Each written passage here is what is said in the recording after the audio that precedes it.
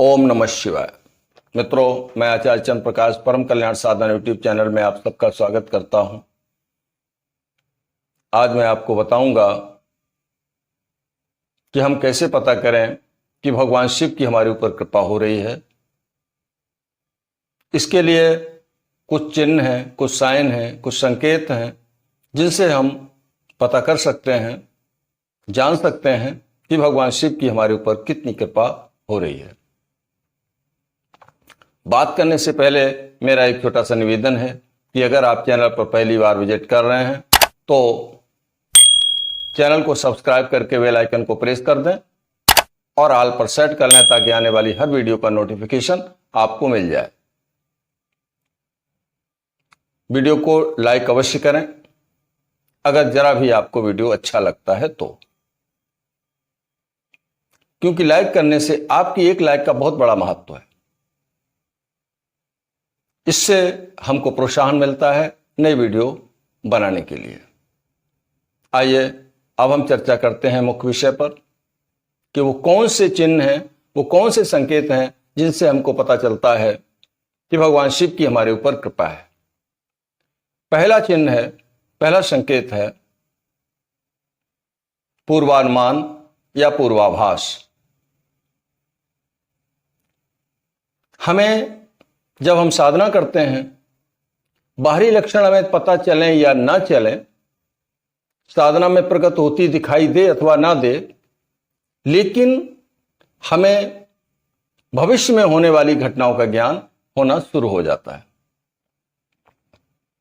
ऐसा इसलिए होता है, ये सब कब होता है? स्वप्न के माध्यम से होता है, स्वप्न की दशा में होता है। क्योंकि जागृत अवस्था में हमारा चेतन मन कार्य करता है, लेकिन जब हम सो जाते हैं उस समय हमारा अवचेतन मन कार्य करना शुरू करता है और हमारे अवचेतन मन की ऊर्जा उस ब्रह्मांडी ऊर्जा से, भगवान शिव की अनंत ऊर्जा से संपर्क स्थापित कर लेती है, जो कि सूक्ष्म लोक में होता है। और सूक्ष्म लोक में घटित होने वाली घटना पहले घटती है, उसका प्रत्यक्षीकरण दृश्य जगत में होता है बाद में। तो हमको पहले ही हमारा अवचेतन मन ब्रह्मांडी ऊर्जा से संपर्क करते हुए यह जान लेता है कि क्या घटना घटने वाली है। तो इस तरीके से हमको जीवन में घटने वाली वस्तुओं का, घटनाओं का पहले ही ज्ञान होना शुरू हो जाता है। ये भगवान शिव की कृपा है, क्योंकि जब हम शिव साधना करते हैं तो हमारे साथ ऐसा होना शुरू हो जाता है।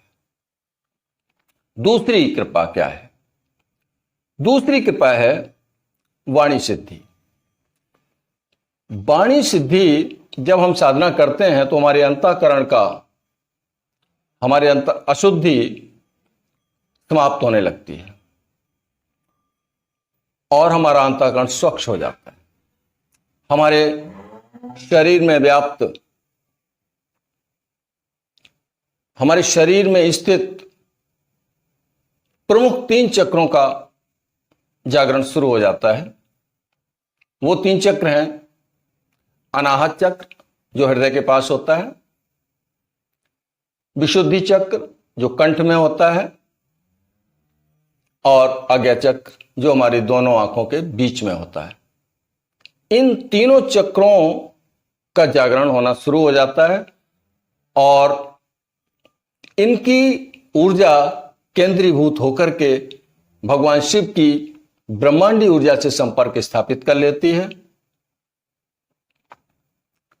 और ऐसे विचार आते हैं हमारे अंदर, वो विचार सत्य होते हैं और उन विचारों से, वो विचार जब हमारे वाणी के रूप में निकलते हैं तो वो बात हो जाती है, सत्य हो जाती है।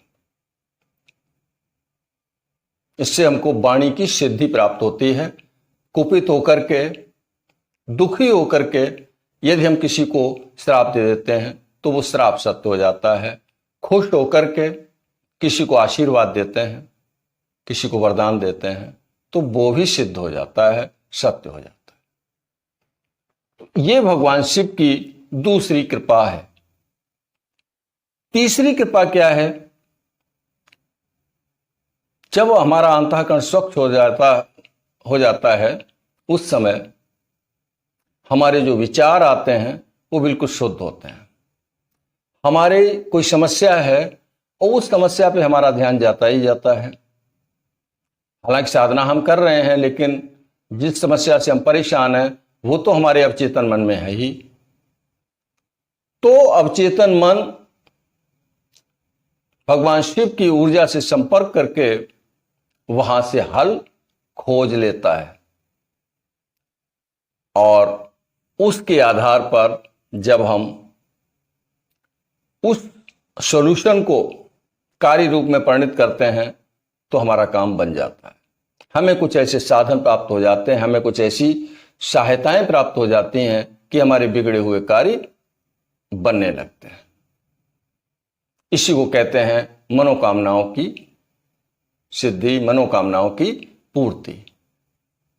इस तरीके से ये भगवान शिव की हमारे ऊपर महती कृपा होती है कि हम संसार में रहते हुए भी संसार की समस्याओं से दुखी न हो। संसार की समस्याएं शिव साधना से स्वयं भी दूर होने लगती हैं। ये भगवान शिव की कृपा है। अगली कृपा होती है जो बड़ी ही महत्वपूर्ण है। वैसे तो सभी समय अच्छा है, लेकिन ब्रह्म मुहूर्त के समान कोई समय नहीं होता साधना के लिए, स्वास्थ्य के लिए, इन दोनों कार्यों के लिए बहुत अच्छा है यदि हमारी नींद ऐसे समय खुल जाए। तो जब भगवान शिव की कृपा होती है तो कोई अज्ञात शक्ति आकर के हमें ब्रह्म मुहूर्त में स्वतः जगा देती है। इसके लिए ना हमें अलार्म की जरूरत है और ना ही किसी के जगाने की जरूरत है, हम स्वयं ही जग जाते हैं।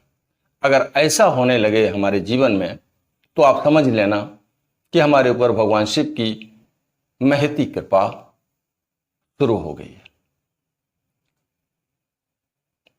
वो अपनी कृपा के द्वारा हमें अनुग्रहित करना चाहते हैं। हम उनकी कृपा का फायदा उठाएं और ब्रह्म मुहूर्त में जाग जाएं तो साधना उसी समय शुरू करें। बड़ा लाभ होगा। साधना से सिद्धि का सिद्धांत घटित होने लगेगा। हम सिद्धियों की तरफ बढ़ना शुरू कर देंगे। ये उनकी कृपा है। अगली कृपा जो होती है वो क्या है? सबसे बड़ी कृपा जब हम सो रहे होते हैं, स्वप्न के माध्यम से हमें शिवलिंग के दर्शन होना शुरू हो जाते हैं। कभी हमको त्रिशूल के दर्शन होते हैं, कभी हमको डमरू के दर्शन होते हैं, कभी हमको नंदी के दर्शन होना शुरू हो जाते हैं, कभी हमें सर्प के दर्शन शुरू होते हैं। अगर ये स्वप्न में ये घटनाएं घटित होने लगे तो आप समझ लीजिए कि भगवान शिव दोनों हाथ फैला करके आपको गोद में लेने की इच्छुक है, गोद में लेना चाहते हैं। आप बड़े प्यारे बन चुके हैं उनके लिए, और इस स्थिति का लाभ उठाते हुए हमें अत्यंत समर्पण भाव से उनकी साधना में जुटे रहना चाहिए। साधना में शिथिलता बरतने की अब कोई आवश्यकता नहीं। आश्वासन है भगवान का जो उन्होंने इन चिन्हों के रूप में हमको दिया है, इन संकेतों के रूप में दिया है, तो इसका हमें लाभ उठाना चाहिए। मेरी कामना है कि आपको अगर ऐसे लक्षण प्राप्त हो रहे हैं तो आप भगवान शिव के कृपा पात्र बन चुके हैं, उनकी कृपा पाने के अधिकारी हो चुके हैं, बल्कि कृपा पाना शुरू कर दिया है। आप परम धाम तक की प्राप्ति और भगवान के प्रत्यक्ष दर्शन की स्थिति प्राप्त होना बहुत दूर नहीं रह गया है।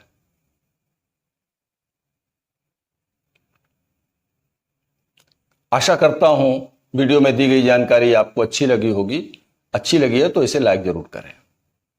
अपना ध्यान रखें, शिव साधना में लगे रहें, उनकी कृपा पाते रहें। अगले वीडियो में मैं आपसे फिर शीघ्र मिलूंगा नई जानकारी के साथ। तब तक के लिए ओम नमः शिवाय, ओम नमः शिवाय, ओम नमः शिवाय।